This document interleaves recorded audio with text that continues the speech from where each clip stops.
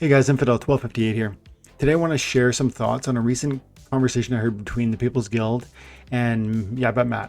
They were talking about specifically some proposals that Matt's going to bring forward around seeking funding from the Splinterlands DAO to deal with and pay for validator node launching as well as continuing operation costs. That's going to mean a team of 2 people that are going to get it ready, and maybe ongoing long term a team of people to keep it ready and update it as needed.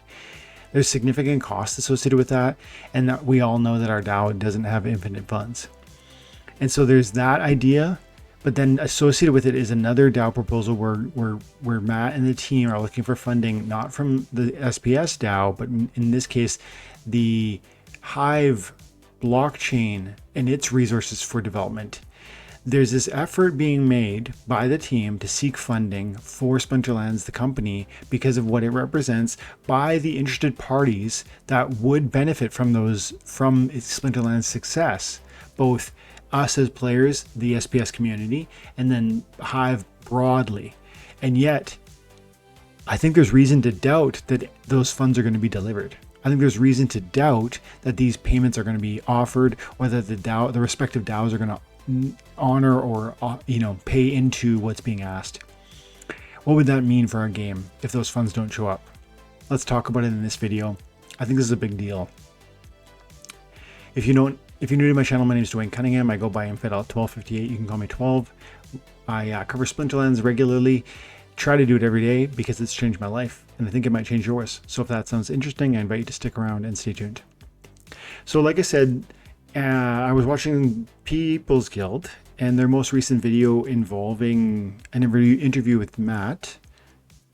Yeah, right here, the funnel. Yabapmatt Conversation 107, the People's Guild podcast. Great episode. Check it out. Watch the whole thing. I'm not going to play any clips from it, but I just want to say that one of the main points that I really took away from this, one of the greatest, most important things that I heard in this was conversation was where Matt was sharing he's bringing forward 3 proposals to the Splinterlands community in the near future.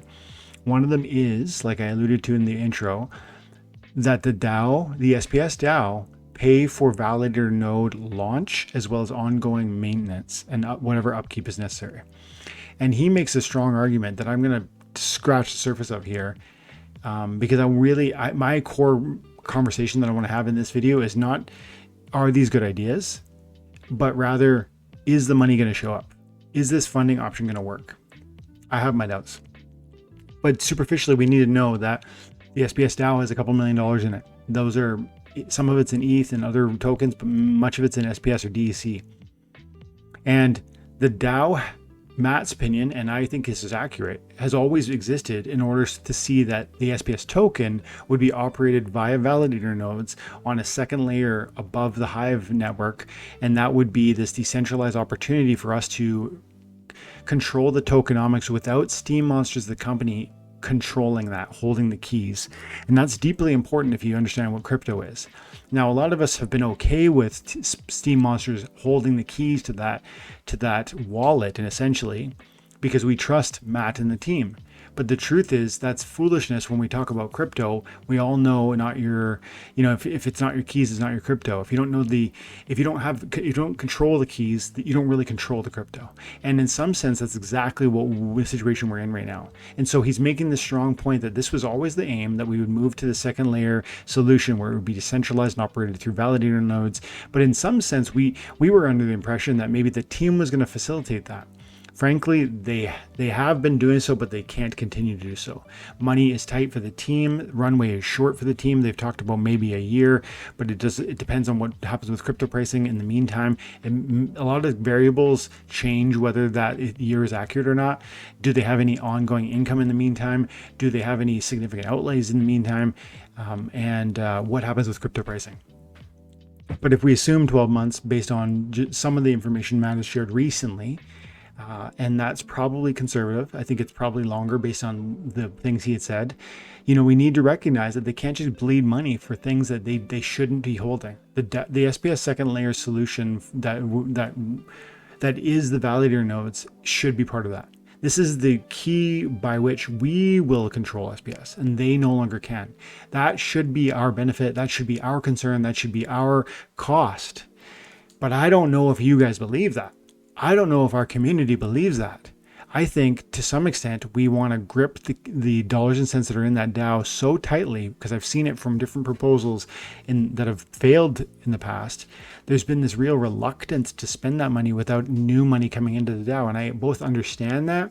And yet in a moment like this, with this key core update being sort of at stake, I think we need to set that aside. And so Matt's going to launch this proposal soon. I don't know when. He didn't say exactly. He's still working on it. He said the drafts are ready and they're being debated by certain people. If you want to find more information on it, he did talk about it in this interview on the People's Guild. Again, watch the whole thing. But I'm saying, I suspect there will be reluctance for us to spend money. And it's partly because we as a community don't understand the significance of this. Suffice it, like apart from the fact that we don't, right now we trust Steem Monsters, the company. Long term, we don't know who's going to hold the keys to that company, and therefore we shouldn't just trust our keys, which is the SPS tokenomics, or the wallets essentially that control millions of dollars, to a company we don't even know who's going to hold the keys to in 5 years or 10 years or 20 years. And so it's ludicrous to do that. It's ludicrous. It absolutely requires a second layer solution that's decentralized and that is trustless. That's what the validator nodes will be. That's why people bought validator nodes. That's why we have this whole plan to implement that sort of structure and system. And we need to chase that down. For our own safety, It's not the team's safety. It's not the team's wallet. It's not the team's money. It's our money and our wallet and our safety. And so we need to pay that bill. But more than that, I also want to say, not only is this the path to sort of making this more crypto and more sort of trustless and more logical because it's our money and we should want to protect it. The other piece that we need to touch on when we unpack this conversation is that the team has said they're not going to keep doing it. So within the next year, we need to find a solution, or it's just not going to happen. And so if we want that piece of trustlessness, that security, that freedom, that safety, then we need to act. And finally, we all talk about wanting listings on major exchanges. No one is going to accept a token on their major exchange that's controlled by a company. Not in the way where all the keys are controlled. There's no decentralized nature. We could just... So many problems could happen. Like, they could create more tokens. They could, they could lose a wallet. They could, if something happens on the Splinterlands level and they're the ones controlling it, there's a central point of failure. And that is a main reason why major exchanges won't really take us seriously. And so if that's a desire of ours, and I know it is, we have to think this through. And so I believe that Matt's right about this. That's the Cole's notes of what that proposal will, I guess, ultimately look like. And I bring it up because we need to understand kind of what that is so that we can then come back to, would we say yes to that? I'm concerned we won't. I'm concerned too many people will say, you know what, just let the team carry it. And that works while you trust Matt, or while you know Nate and you know Gator, and there's these trusted names that are within the space. But that is not, we talk about wanting Web3 experience. People complain about there's not enough Web3 sort of elements, and the soulbound stuff is a problem for some people. Well, guess what? This is a key reason why we aren't sort of properly Web3, because we aren't even decentralized in sort of how our tokenomics work. It's being held by, controlled by the game entity itself, the company. So this is clearly a big piece of the puzzle of how we get to where we ultimately want to go. And it was part of the original sort of path with SPS. That's why we sold validator nodes. Now we need to move on this, but I'm not sure we will. I hope I'm wrong. And I want to tie this into the greater conversation with the Hive opportunity, because Matt did say he was going to approach them for money, Hive, the blockchain, to approach them for money, because the Hive blockchain they have like sort of resources that are available to game or app designers that are on the Hive blockchain, like Splinterlands. And so theoretically, they have pool of money that they could give to companies like Steem Monsters, Inc., Splinterlands, the game, to continue operation. And then you would think that would make a lot of sense, because if you look at the DApp radar information, like we are the main point of attention on the Hive blockchain. If we go over to DApp radar, top Hive games, right there, Splinterlands, number one. This number one is just an ad. So number one is Splinterlands. And these numbers used to be way more impressive before, but even now we are the number one. That's game. But I think if we went all categories on Hive, again, we are number one, even more than, looks like even more than Peak D in terms of UAW, which is the number of unique active wallets interacting or performing a transaction on with a DApp smart contract over a period of time. So Splinterlands more impressive than Peak D itself. Like, well, Peak D is like it's an entrance point into writing or blogging on the Hive engine, or sorry, on the Hive blockchain.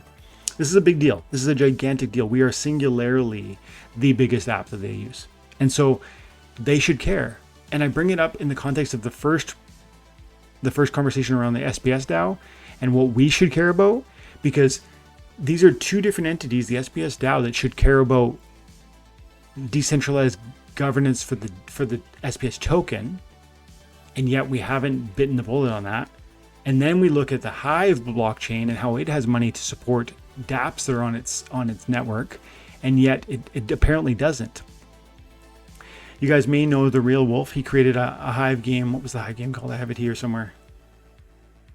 It was called Splinter Royale. Splinter Royale was moved, apparently. Again, this was a tidbit I heard about in the conversation on People's Guild with Matt. Matt was saying, look, the Real Wolf, who is the developer of Splinter Royale, which is a game that I saw some footage of and I was interested in, but never really went any further, has pulled his game. This guy is a witness on the Hive blockchain. He's number 13 out of 26, I think it is, that they sort of accept, if I recall correctly. He's number 13. This is like a trusted professional within their ecosystem, the Hive ecosystem. And he's developing a game on the Hive blockchain. You would think the Hive blockchain would be interested in seeing the success of its own people. And yet they said no. And so my point in drawing these two connections is that I think all too often people say no for what's good for them. I have a 4-year-old son now. Man, the number of times I've heard no when the exact thing I'm offering him is the exact thing he wants, that he needs. It's so frustrating, but it's just, that's how it is. That's how we are sometimes as people. We reject what we recognize, what we need, because we maybe it's not what we want.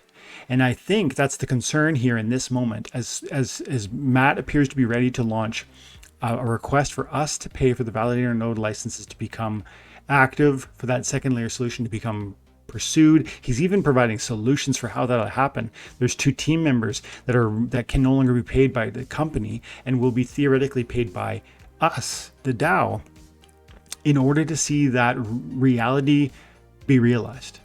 And so clearly this needs to happen. It should happen. It would be in our best interests. And yet my concern is it won't. And as I look around at the broader world, Hive being a prime example, I go, look what happened to the Real Wolf with his game. And now with all the difficulty that would be entailed in leaving the Hive blockchain with his game, he's leaving it. I guess he moved it over to ETH. And this is a witness on a Hive network, on the Hive chain. This guy's been around since day one. And so I just think this feels like an important moment that we need to talk about and start to get our conversations, our thoughts ready before we see Matt's proposal, because I actually fear we will say no without understanding what we need. We will say no because we want to reject what we need and pursue what we want. And man, I sure hope I'm wrong. But I've seen it. I think this is another example. The Hive blockchain saying no to one of its own. And by the way, side note, and we won't fully unpack this here, but another thing Matt is going to ask for is money from the Hive network, the Hive blockchain rather. And like I said, their money they've got deep pockets. They said no to the Real Wolf. Will they say no to the best, most attractive, entrance point for users on their own Hive chain? I don't know, man. I don't know. I sure hope not. But this is a key moment. I alluded in the intro that this is a very important moment, because if we don't get this money, if we put forward these proposals and they're somehow rejected, both from the SPS DAO as well as the Hive blockchain and those development resources, I feel as though there's an evaporation of a safety net. Meaning, right now you think, well, there's a few $1 million in the Hive DAO, the SPS DAO, and then there's a lot more money in the Hive blockchain, development fund. So there's this safety net that we could fall back on if times get tough. And by the way, times are getting tough again. Like I said, there's roughly a year, apparently, according to Matt's analysis. And that will depend on whether we don't make any new money, and it depends on what happens with crypto prices, etc. But we have a finite window, and we need to make this happen now. We need certain growth and certain trajectory, certain new user development, etc. And we can't do it without money. And so these proposals are it's like a lifeline we're seeking. And there's been lots of thoughts for months, even years, that these could be opportunities. We've heard both of these pursuits be mentioned. Now they're being pursued. Will they actually be realized and provide the care and the support that we need? Or will they just disappear, vanish as if they were never there? And then it's as if we truly are operating without a safety net. I don't know what that would mean. That would be deeply concerning to me. If we voted no on the validator node licenses being paid by the SPS DAO, and if the Hive blockchain said no to providing some development fund for Splinterlands, the company, which is the most important DApp on their blockchain. So these are two key realities, and I feel like they're tied at the hip in the sense of, again, communities say no to things that they need. It would be in the Hive blockchain's best interest that we thrive. It would be in our best interest as SPS holders that the SPS DAO have a decentralized SPS second layer. And yet, will we both say no? I don't know. Let's find out. Let me know and let everyone know what comments you have on this topic, because this is something we got to get our heads straight on before these proposals come forward. I don't want to see I'm hopeful that we will be able to sort these questions out and maybe concerns that we might have before it actually gets to a place of voting yes or no. Let me know in the comments below what you think. Have an amazing day. God bless.